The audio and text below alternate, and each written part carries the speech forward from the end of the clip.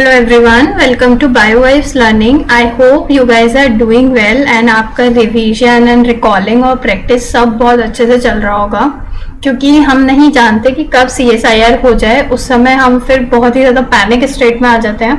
अभी से अपना रिवीजन और प्रैक्टिस पे ध्यान दीजिए, और प्रैक्टिस में भी मेनली जो प्रीवियस ईयर क्वेश्चन पेपर है उसकी ज़रूर से प्रैक्टिस करिए। 1 बार 2 बार 3 बार जितनी भी बार आप कर सकते हैं। मॉक टेस्ट को कहीं और से मॉक टेस्ट लेने की बजाय आप अपने प्रीवियस ईयर क्वेश्चंस को ही एज अ मॉक टेस्ट दे सकते हैं। मैंने हमेशा से ही बोला है, तो आप बहुत अच्छे से प्रैक्टिस भी कर पाएंगे।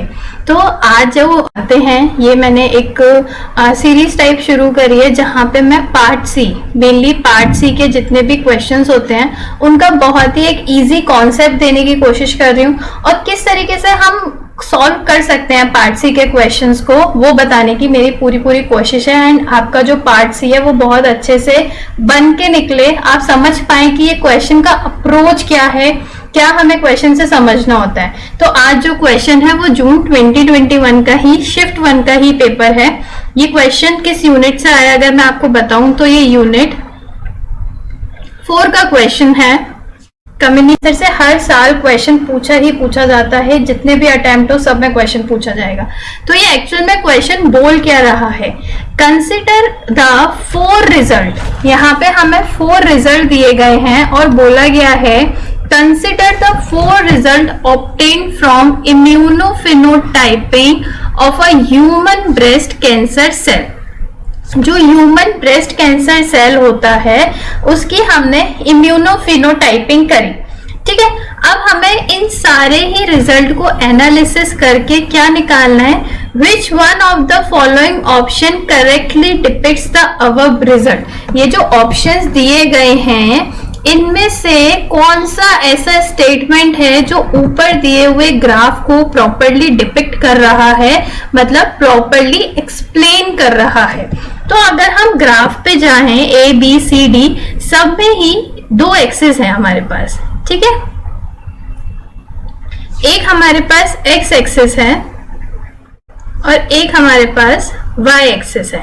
तो अगर हम देखें, हमें Y एक्सिस पे PE और CD एंटी CD24 है, और यहाँ पे हमारे पास FITC एंटी CD44 है। तो अगर हमें ये CD24 और CD44 दिख रहा है और हमने अगर कम्युनिकेशन में कैंसर वाला पार्ट पढ़ा है, तो हमें ये देख करके ही पता लग जाना चाहिए कि CD44 और CD24 ब्रेस्ट कैंसर में ये मार्कर होते हैं, बायोमार्कर। किस तरीके के ब्रेस्ट कैंसर में, जो भी स्टेम सेल जिनका ओरिजिन होता है उस तरीके के ब्रेस्ट कैंसर में ये दोनों मॉलिक्यूलर मार्कर का काम करते हैं। अब बात आती है ये स्टेम सेल ओरिजिन या फिर किसी और ओरिजिन से मतलब क्या है मेरा, से जो ब्रेस्ट कैंसर होता है या कोई भी कैंसर होता है, मेनली हम यहाँ पे हमारा क्वेश्चन ये ब्रेस्ट कैंसर के ऊपर है। तो जो ब्रेस्ट कैंसर होता है हमारा, इसके हमें 2 ओरिजिन पता होते हैं। एक होता है हमारा स्टेम सेल ओरिजिन और एक होता है हमारा सेलुलर ओरिजिन, ठीक है। सेलुलर ओरिजिन वो मतलब इस तरीके का ओरिजिन जिसमें सेल में कोई भी म्यूटेशन हुआ है, कोई भी रैंडम म्यूटेशन हुआ है एंड वो आगे चल के अपनी प्रोसेस दिखा रहा है। स्टेम सेल ओरिजिन में क्या होता है, स्टेम सेल ओरिजिन में एक पर्टिकुलर टाइप ऑफ सेल होते हैं जिनको हम बोलते हैं breast cancer stem cell, short में हम इसे बोलते हैं BCSCs, ठीक है।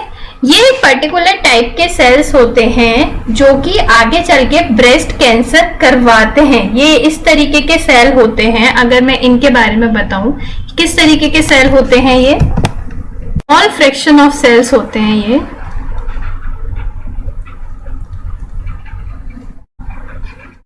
जिनके अंदर कैसी प्रॉपर्टी होती है, सेल्फ रिन्यूएबल प्रॉपर्टी होती है।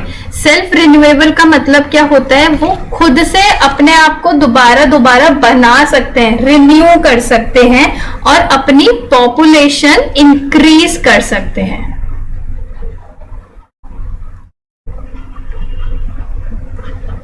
तो अब आप खुद सोचिए, ये खुद से अपने आप को बना रहे हैं, अपनी पॉपुलेशन इंक्रीज कर रहे हैं, तो ये कैसे कैंसर नहीं कराएंगे? ऑब्वियसली ये कैंसर कराएंगे। तो ये सेल कैसे पता चलते हैं कि ये ब्रेस्ट कैंसर स्टेम सेल ही हैं? ये हम कैसे कंक्लूड कर सकते हैं? बहुत सारे सेल्स होते हैं ब्रेस्ट में भी, तो हम ये कैसे पता लगाएं कि इन पर्टिकुलर सेल में अगर ये चीज हमें मिलेगी तभी हम इसको ब्रेस्ट कैंसर स्टेम सेल कह सकते हैं? तो वो हम कैसे पता लगाते हैं? वो पता लगाने का हमारे पास तरीका होता है, कुछ ऐसे मॉलिक्यूल्स हमें पाए जाएं, कुछ ऐसे मॉलिक्यूलर मार्कर मतलब एक ऐसा पर्टिकुलर चीज जो सिर्फ इन्हीं पर्टिकुलर सेल्स में पाया जाए, ऐसे मॉलिक्यूल जो इन पर्टिकुलर सेल्स में पाए जाएंगे तो हम उसे मॉलिक्यूलर मार्कर कहेंगे, जो कि क्या बताएंगे कि ये सेल क्या है? ये cell breast cancer stem cell. CD44 positive, CD24 negative या फिर बहुत ही low amount, and ALDH1 positive. अगर CD44 पॉजिटिव है, यहाँ पे पॉजिटिव का मतलब क्या है? अगर कोई पॉजिटिव है दैट इज प्रेजेंट,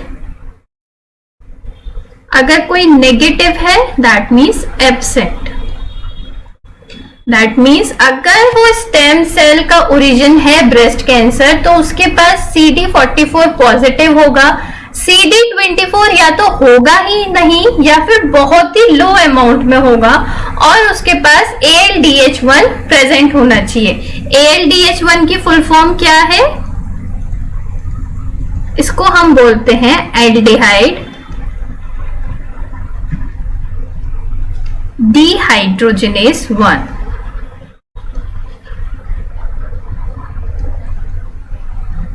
तो हम क्या कह सकते हैं? अगर हमारे पास CD44 positive and CD24 negative या फिर लो अमाउंट है तो उस तरीके के सेल्स क्या होंगे? उस तरीके सेल्स क्या होंगे? मीजनकाइमल होंगे, मतलब उनका जो ओरिजिन होगा वो मीजनकाइमल होगा, एंड क्विसेंट स्टेट में होंगे, क्यूसेंट टाइप होंगे। क्यूसेंट टाइप का मतलब है वो आगे प्रोलिफरेट नहीं करेंगे। और अगर किसी भी सेल के ऊपर ALDH1 मॉलिक्यूल प्रेजेंट है तो उस तरीके के सेल एक तो वो एपिथेलियल ओरिजिन के होंगे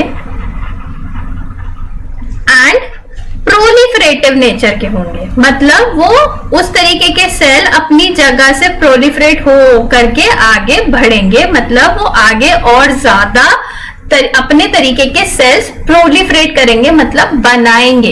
तो आई एम होपिंग कि आपको समझ में आया होगा जो ब्रेस्ट कैंसर में स्टेम सेल ओरिजिन होता है उसमें किस किस तरीके के मॉलिक्यूलर मार्कर होते हैं। अब हम अपने क्वेश्चन पे आते हैं। अब हमें ये पता चल गया कि ब्रेस्ट कैंसर में CD44 तो अमाउंट हाई अमाउंट होना चाहिए और CD24 नेगेटिव होना चाहिए, कम होना चाहिए। तो अगर हम अब अपने क्वेश्चन पे आए और हम यहाँ पे एनालिसिस करें अपने क्वेश्चन की, अपने जो भी हमारे पास ये ग्राफ है, तो देखिए एक ग्राफ में अगर हम देखें, अब हमें यहाँ पे देखिए, हम जब कोई भी ग्राफ पढ़ते हैं तो ये हमारा जीरो होता है, जीरो के अगर हम लेफ्ट जाते हैं तो नेगेटिव होता है, जीरो के अगर राइट जाते हैं तो पॉजिटिव होता है, जीरो के अगर ऊपर अप साइड जा रहे होते हैं तो पॉजिटिव होता है और जीरो के डाउन साइड जा रहे होते हैं, नीचे जा रहे होते हैं तो नेगेटिव होता है। ठीक है, ये हमने बचपन में पढ़ा है कि जीरो के इधर उधर हम किस तरीके से नंबर लाइन डिसाइड करते हैं।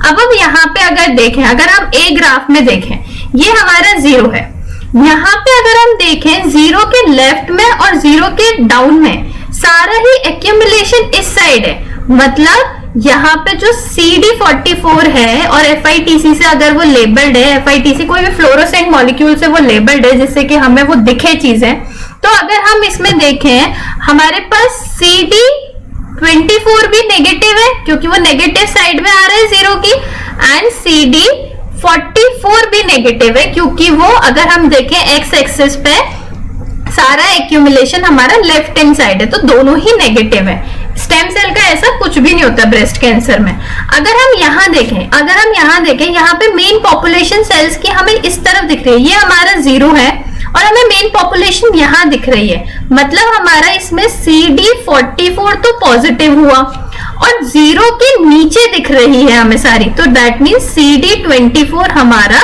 नेगेटिव हुआ। ठीक है, ये हमने ब्रेस्ट कैंसर के केस में पढ़ा है कि हाँ CD44 पॉजिटिव होना चाहिए और CD24 नेगेटिव होना चाहिए।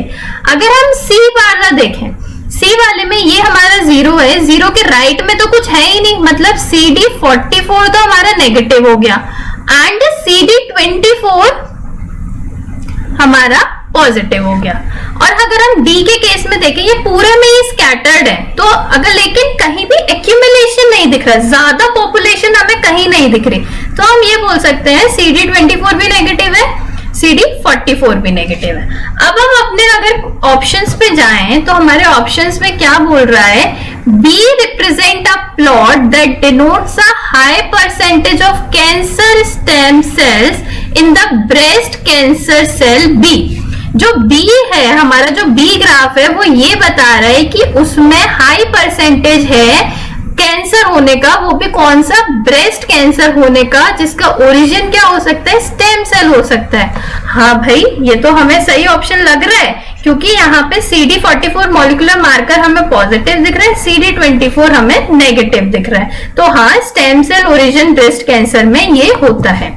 बाकी ऑप्शन हम देखते हैं, notes a plot where dual positive cell, dual positive मतलब जिसमें CD24 भी पॉजिटिव हो एंड CD44 भी पॉजिटिव हो, predominate representing the dead cell. तो अगर हम प्लॉट देखें डी वाला, इसमें हमने क्या देखा था, इसमें हमने देखा था CD44 भी नेगेटिव है एंड CD24 भी नेगेटिव है, क्योंकि यहाँ पे कहीं पे प्रॉपर एक्यूमुलेशन नहीं दिख रहा है। जब तक हमें बहुत ही प्रोमिनेंट फ्लोरोसेंस नहीं दिखता तब तक हम वहां पे पॉजिटिव नहीं मांगते हैं, तो ये हमारा दोनों नेगेटिव हुआ ना कि पॉजिटिव, तो ये ऑप्शन भी हमारा गलत हो गया।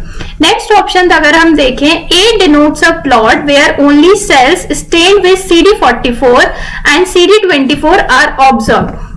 अगर हम ए में देखें, इसमें ना तो CD24 हमें दिख रहा है क्योंकि एक्यूमुलेशन हमारा नेगेटिव साइड है, ना ही हमें CD44 दिख रहा है, ये दोनों ही नेगेटिव है, तो ए भी हमारा गलत हो गया कि हमें इनमें से कोई भी हमें स्टेन नहीं दिख रहा, दोनों ही नेगेटिव है। C represent a plot where only fibroblast cells are present. ये हम कैसे पता लगा सकते हैं इससे कि सिर्फ फिब्रोब्लास्ट ही प्रेजेंट है, हमारा कोई बेसिस ही नहीं है पता लगाने का, तो ये ऑप्शन भी, ये भी बहुत ही एब्सर्ड सा हमें ऑप्शन दे दिया गया, तो हमारा राइट ऑप्शन क्या बना, हमारा राइट ऑप्शन बना ए। अब आप इस क्वेश्चन में देखिए, अगर इस क्वेश्चन में आपको ये पता ही नहीं होता कि स्टेम सेल के ब्रेस्ट कैंसर के मॉलिक्यूलर मार्कर जो होते हैं वो CD44 और CD24 होते हैं, CD24 नेगेटिव होना चाहिए, CD44 पॉजिटिव होना चाहिए, तो हम ये क्वेश्चन सॉल्व नहीं कर पाते, ना एलिमिनेशन से कर पाते, ना ग्राफिकल से कर पाते, कैसे भी नहीं कर पाते। तो यहाँ कॉन्सेप्ट जरूरी था, तभी ये ऑप्शंस हम निकाल पाए हैं, वरना हम नहीं निकाल पाते। ठीक है, तो कॉन्सेप्ट पता होना बहुत जरूरी होता है, सिर्फ ऑप्शन एलिमिनेशन या कुछ भी स्ट्रैटेजी मिलाकर के पार्ट्स ही नहीं होता है, तो अपने कॉन्सेप्ट को बहुत अच्छा रखिए। सो आई एम होपिंग आपको ये ऑप्शन बहुत अच्छे से, ये क्वेश्चन आपको बहुत अच्छे से समझ आया होगा, एंड इससे रिलेटेड और भी क्वेश्चंस करके देखिएगा ग्राफ से रिलेटेड, तो आपको और भी मजा आएगा क्योंकि वो क्वेश्चंस बहुत आसानी से सॉल्व हो जाते हैं। तो all the very best for your upcoming exams.